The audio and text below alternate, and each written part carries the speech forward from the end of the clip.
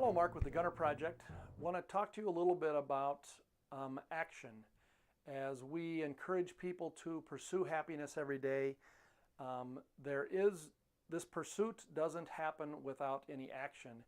And I want to just get you thinking about action just a little bit and share with you some of the ideas that I've come across as I've looked at this whole concept of happiness. Some of the things that really inhibit action or create non-action. One of the things is a concept that I've thought about for many years, but back in the ancient days of Japan, there were samurai. You guys have probably heard of samurai. And the really cool thing that I always admired about samurai was the fact that the whole idea for a samurai, his whole job was to protect his leader.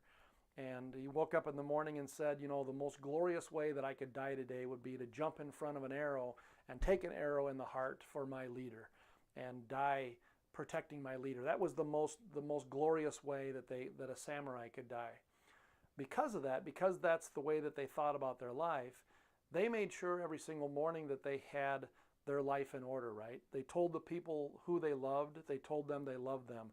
They told if they had an argument with their buddy the day before, they made sure that they would rectify that argument and say, dude, I apologize, I was out of hand here. Are we okay? I want to make sure that our friendship is intact. They would get all of their affairs in order because they full well thought that they might die today in defense of their leader. We today don't think that, right? I didn't wake up this morning thinking, you know what, I might not live today.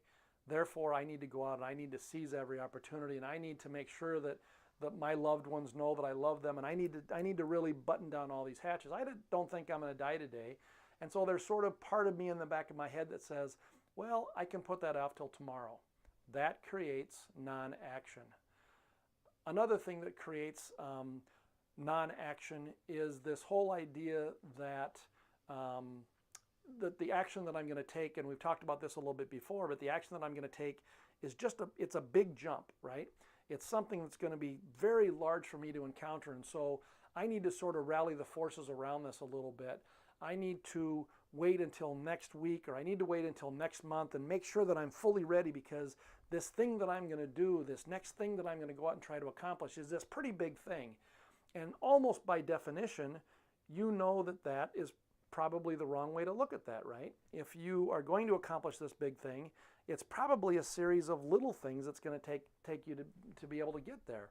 And I really need to be concerned with this first little thing, and this first little thing should be just something that's really easy for me to do.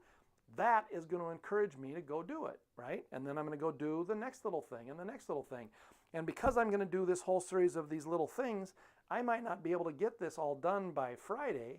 It might take me another month to be able to get this done, but I'm on a road to get it done. And because I'm thinking about this the correct way, this is actually creating action. And all these things that I'm working on are things that are going to be doable because they're broken down into these little actionable pieces.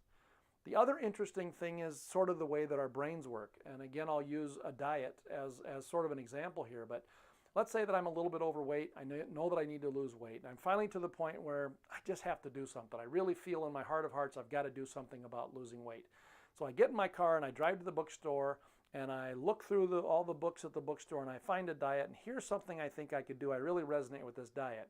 And I read through the book a little bit and I'm sitting there, and me doing that allows for brain chemicals to sort of release in my mind, because I'm sitting here thinking about, wow, this is going to be great. I'm going to exercise like this, and I'm going to eat like this, and I'm going to lose this weight, and I'm going to look good, and I'm going to be able to fit into my jeans. And the process of me going through that gives me the dopamine and serotonin trigger in my mind so that it actually takes the pain away enough so that I don't actually act. And it's important to understand sort of how that whole concept works. I think you can see what I mean. I visualize myself doing this to the point where it sort of takes the pain away from not doing it, and that in turn creates non-action. So it's sort of a vicious cycle that puts you into this state of non-action. So again, figuring out as you go to pursue happiness and you go to start accomplishing some of these things that you know are going to bring happiness into your life, breaking these up into small doable pieces that are going to encourage action instead of encouraging non-action is a very important component to all this. If you don't act, none of this is going to happen of its own accord.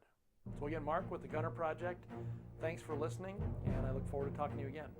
Bye.